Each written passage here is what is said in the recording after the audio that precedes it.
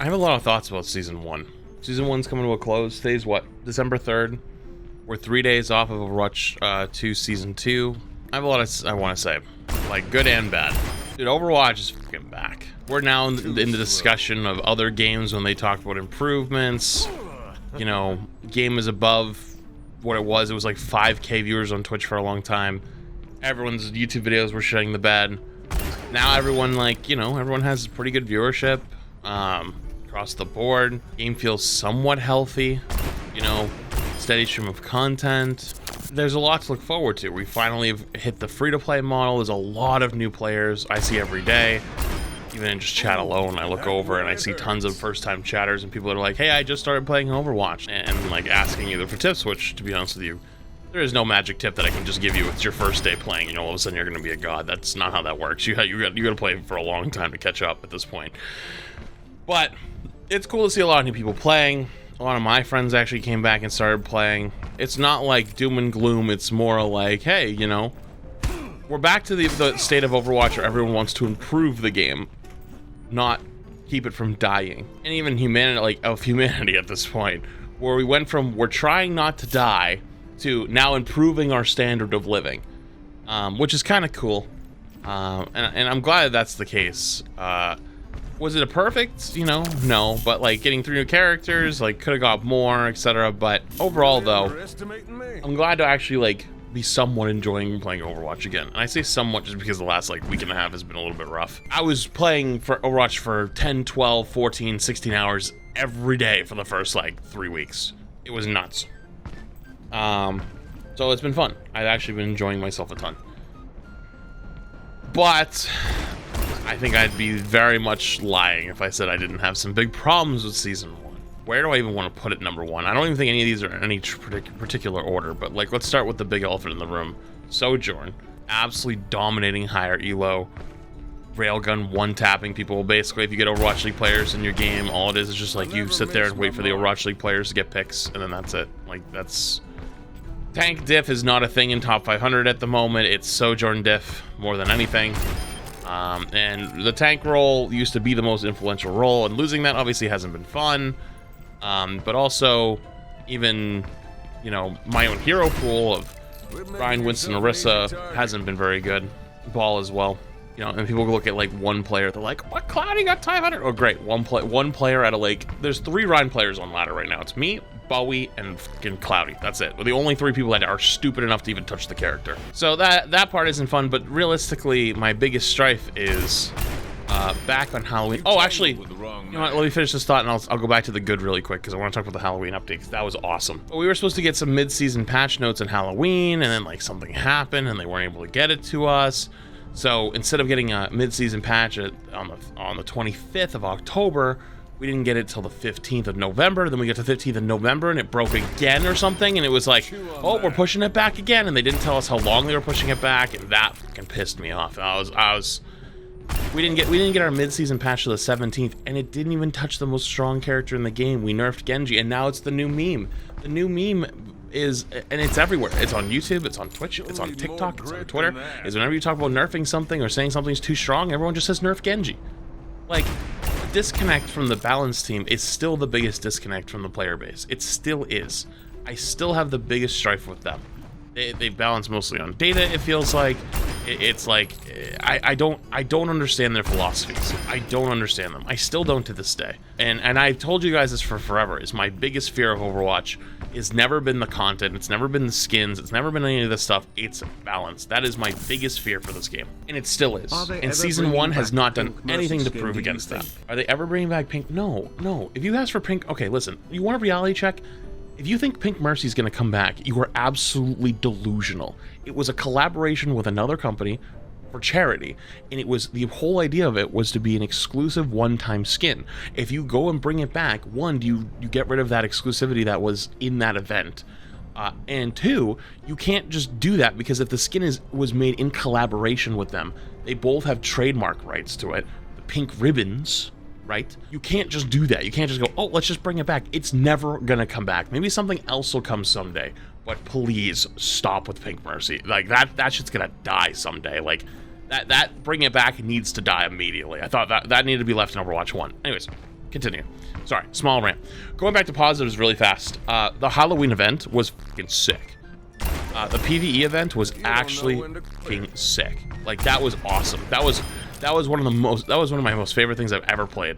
Like, and I saw some devs on Twitter that were like, oh, you guys like that? Like, wait till you see actual PvE. And I was like, oh, if that's just a small taste of what PvE will eventually look like, oh man, I can't wait. That's gonna be so much fun. Getting to go for rank 1 world with Seagull, Emong, and Karki was so much fun. I've never had so much fun like playing Overwatch. Seriously, like getting to basically put like MMO RPG, like, you know, small like tidbits. We had to learn, like, you know, there was secret things. So like there were secret PvE texts. So for example, Ash's coach gun, if you coach gunned an enemy into the wall, it stunned them like Doomfist punch into the wall. It was sick. It was awesome. But we learned those things by playing it all over and over. We're like, wait, there's like secret passives. This is awesome. That was a lot of fun. And I really did enjoy that. But of course, you know, going back to negatives, the patch thing was a big problem. You know, in season 2, you know, we're supposed to be getting a bunch more changes and stuff like that, but again, I'm still heavily optimistic, or heavily not, I guess, pessimistic of balance. Balance scares me for this game. Speaking of balance, the matchmaker. Apparently the matchmaker got some changes, or ranked got some changes. There was a lot of problems. There was a bug with ranked when it first came out, and at first a lot of people, myself included, and I apologize, thought it was copium because people were getting placed bronze 5, but it turns out there was actually a bug in the rank system where people got placed bronze 5. They fixed it though, but that has continued on to still this day. People come in and ask me, when are they going to fix the bronze 5 bug? No, my friend, you are not plugged into bronze 5 anymore. That bug's got fixed. You are actually bronze 5. But that's not it though. The point I'm upset about is the games never felt so weird. My queues are really long. I get like 20 to 30 minute long queues, unless I lose a lot of games. Like actually playing in low GM, like not even top 500, was actually a blast with Seagull the last couple weeks. I'm gonna finish top 500, at least I think. Yeah, I'll be fine. We have 3 days. I'll finish top 500, but I actually played mostly in low GM this season. It was actually a blast. I actually got queue times like in like 5 to 7 minutes. It was great. I actually got to play the game. But the biggest thing is, even when I was high top 500, you can actually see when I was ranked 21, the queues are really long, but the match quality felt the same. It was like I was playing with diamond players on like support, or Masters players on DPS, or you just had 2 Overwatch League Sojourns just fucking like Battle of Gods, Battle of Titans, and you're just like sitting there looking up like, oh god, what do we do?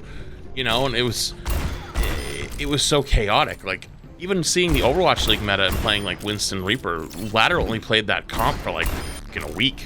And everyone went back to Hog and Sojourn and, you know, Tracer and, you know, hit scans across the map, Widow, and then Kiriko Lucio as well. Like, it's been a nightmare. It's been a nightmare of a season. I'm like, in terms of picks, in terms of like what you get to play.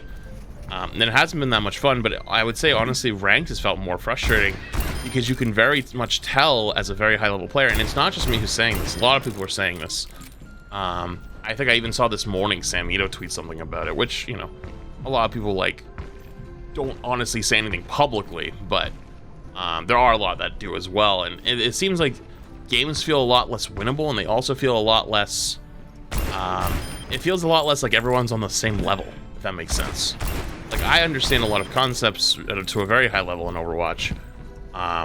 You know, like understanding, like, as a fight's developing, like what's happening. I can just read it, you know. I've been playing for many years. But if I watch the POV of someone on my team, let's say like an Ana player or something, which first off, you shouldn't be playing Ana. Kiriko's just way better right now.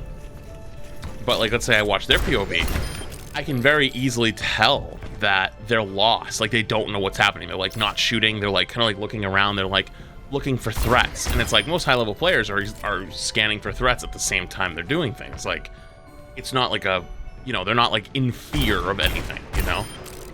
So it just feels like not the same quality, if that makes sense. Which is weird because I'm waiting 20 minutes for a game and then not getting a quality game. It's like, that's odd. But anyways, enough about Matchmaker. Let's talk about the elephant in the room for most people.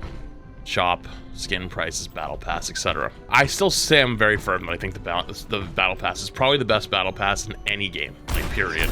The only exception being the hero. I still don't agree with the hero being in the battle pass, and I hope that they do lower it, but I mean, we haven't heard anything, so I wouldn't hold your breath. But the big one that I think most people have is the shop. The shop has had like a few changes, it seems, because so originally, I'll show you. Originally, you could only buy certain things in the bundles. Like, for example, this Widowmaker skin, you could only buy in the bundle. Don't get me wrong, this is an awesome Widowmaker skin. Like, this is one of the few skins I'd actually say, holy shit, that's actually a legendary skin. That's actually, like, that's worth some cash. Not like that Moira skin we saw, like, 2 weeks ago, which was Moira with a hat, you know? But, like, if you go into the hero range and go to Widow, you can now buy it by itself for 1,900, which I don't agree with. It's like 1,900 and it's 2,100 for the bundle. However, though, I understand what they're doing when they're bundling this shit together. They're trying to like get these to sell because people probably wouldn't buy a spray by itself. But there was definitely times where the bundle was 1,900 and then the single skin was 1,900, and it was like, that's just weird. Like, I feel like you're being manipulative at that point. So, the shop prices are still absolutely a little ridiculous. You know, I'd love to buy this little Torb turret. I would absolutely buy this little Torb turret. There's no shot I'm buying it for $8. Like the slippery slope is just too heavy. You know what I mean? Like, if this was like $3 or $5, I'd do it. Because then at that point you can justify it and be like, you know, I'll get one of these. Like, you know, it's $3. It's not a big deal. $8, it's like, okay, so like what happens if you want to buy 2 of those? Now you're talking $16. That's a lot heavier than buying 2 and it ends up being $6 or $8, you know, for 2. It's like, you know, it's like mentally it's a very different game. And so, I mean, there's probably a lot of people that do buy a lot of these skins, and that's probably why they won't change the prices. But for me personally, I'm not a big fan of it. I'm trying to think, what else do I have? What else did I have reactions to in season 1? Oh, map pools. Okay, I think this will probably be the final talking point, is map pools. Overwatch made season 1 have a certain pool of maps. So those are like King's Row, Eichenwald, all the push maps, Lijiang, Nepal, Busan, Oasis. It's not all the map stuff. For example, like, I think what maps are not in? Blizzard World and like Rialto are not in, if I remember correctly. Havana's not in, Mbani's not in. There's a good amount of maps that are not in the rotation. And Overwatch is a game we've had out for 6 years. I feel like they're pulling an NHL on us and taking away maps and then bringing them back later as, look, new content. Now, I know that's not actually the mentality. Like, I think it's like something to do with like not having an overwhelming amount of maps at all times, because like there was a lot of new players who came into Overwatch, right? And it's like Overwatch does have a lot of maps, right? And technically having a smaller map pool would let you like learn the maps easier, but why not just have like a map picking system or a map banning system, or like, you know, having other systems in play? Because I'm so sick of playing the same 5 maps. Like, I will end up playing Dorado 4 times in a day, and if you know me, I don't fucking like Dorado. I don't like Dorado one little bit. And I this has been a big problem with Blizzard for years, is players have asked for something, and Blizzard goes, no, that's not what you want. You want this. And they give us something completely different, and then we go, no, we didn't like that. We don't like that. And then they go, see? We told you didn't want that. Good example was hero pools. So way back when, it was proposed that Overwatch should have a hero ban system. This was during GOATS, because GOATS was hard dominating the meta. The thought process was, you know, you could ban. Actually, even I think it was post. Was it post GOATS actually? Was it post GOATS? I don't know if it was pre or post GOATS, but the meta was very stagnant. Was it double shield post GOATS? Post GOATS? Roll queue. So it was like the double shield meta. Okay, so it was like double shield, and then like the hog Orisa meta that one season. But the meta was very stagnant, and so people were talking about adding hero bans, because certain things were holding the meta together, such as Orisa, Sigma, and BAP and Brig. And so people said, hey, if we had the ability to ban these heroes, and even in Overwatch League was actually the first one that was proposed for, was if you let people ban a hero, then one, it's easier for the devs to analyze like what heroes are problematic. So number one, Rainbow Six Siege started doing this. There was a hero called Clash. It was a defensive operator with a shield. It was very, very infuriating to play against. It wasn't fun. It was ass. It was buggy. So basically everyone would always ban Clash. And so the devs eventually went, oh shit, this hero sucks. And they took her out of rotation for a while to fix her because she had like a 95% ban rate. Nobody wanted to play with her or against her. So the thought process was, hey, like, you know, we can kind of not only like hold our own destiny, but also, you know, heroes that are extremely problematic, we can keep them out of our game, and maybe Blizzard can go, oh shit, people don't want to play with this character, we can fix it. So Blizzard said, okay, so you want that? We will introduce you hero pools. And so hero pools was Blizzard designated characters that they would take out of rotation. 1 tank, 2 DPS, 1 support. And that frequently changed because it actually went off pick rates in Overwatch League. And there's this famous screenshot out there. I wish I had it right now. Someone could probably grab it for me. But there was actually at one point where all hit scans got banned. So Soldier, Cass, Widow, and I think Tracer? Who was the other? I don't remember. Who was the last one? Ashe. No, Ashe. It wasn't Tracer. It was Ashe. Widow, Soldier, Cass, and Ashe all got banned. They all got banned. Do you know what that week was? That was Pharah week. That was the worst week of Overwatch I've ever played. It was like playing fucking World War II, storming the beaches of Normandy while you're getting mortar fired simulator. There was nothing to do. There was literally nothing to do. There was no hit scans. You just sat there and looked up and hoped your fucking AC-130 killed them faster than their AC-130 killed you. It was awful. So people said, get rid of this system, because then, oh, you put the tweet in mod chat? Let me look. Oh my god. Well, this isn't the one with those particular heroes, but this is basically what ended up happening. So it ended up going to 2-1-1, but for a little bit it was actually just all of them. And why was Wrecking Ball banned? It was just like, so the metas constantly were changing because you're only allowed to play certain heroes. Right? Like you're only allowed to play certain heroes at certain times. Like don't get hung up on, wait, why was that week Mercy not allowed to play? I ain't that much of a philosopher. I can't tell you why Mercy wasn't allowed to be played that one week. I can't. I don't know the answer to that question. Please. But the point was, though, is people said, holy shit, please get this out now, because at one point Overwatch League characters were getting chosen by a cat. They had a cat, I am not joking, a literal feline, like sitting on the ground in a bunch of pieces of paper, and the cat walked over and stepped on 3 pieces of paper, and boom, those 3 characters got deleted. I'm not even fucking with you. It was real. You might not believe me, but it was real. It was actually real. And so literally pro play and our ranked games was being determined by a fucking cat. Yeah, that was the end of that. I think that was the breaking point. I think that's when everyone snapped and said, get rid of the system. So Overwatch got rid of hero pools at that point. But it was a perfect example of Overwatch going, see, you didn't want hero bans.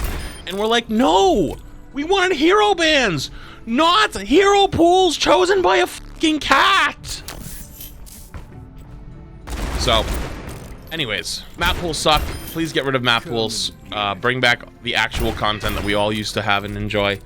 I'm tired of playing push every other game when the push is the game mode with the least amount of maps. And yeah, the point is, though, to bring it all together, I know I've rambled on for quite a bit, is I just want to say I am excited for Season 2. I am excited for Overwatch, but I am slightly not as optimistic as I was. Because there are certain things, it seems, that, you know, it feels like we were promised like fast patches, we were promised like, you know, we were promised like they would listen, we were promised a lot of things, and I know it, like, there was some problems, and I know, you know, like, it seems like there was some issues, but I want to see those start to be fixed quickly, because my timer on good faith is definitely ticking. And I think Overwatch will be fine as long as it keeps releasing content. The game will never die again. However, though, I could see very much its competitive and high-level scene. Anyone who's like very, very invested in the core of the game become very upset and not want to play as much or play it at all anymore. Because if it becomes like the full seasonal model and it's like a full casual, you know what I mean, where it's just like people come back just to play whatever the new character is or the new map and then just leaves. Too slow. I don't think that's that healthy. Yeah, Blizzard will probably make money, but that ain't good for us. So I just want to I want to end it on a more positive note. I'm excited. I hope things are going to be good. I think things are going to be good. I'm excited to see new content. The Greek gods mythology theme look awesome. But again, I'm not worried about the content of Overwatch. I'm worried about other stuff. So anyways, though, I'm looking forward to Season 2.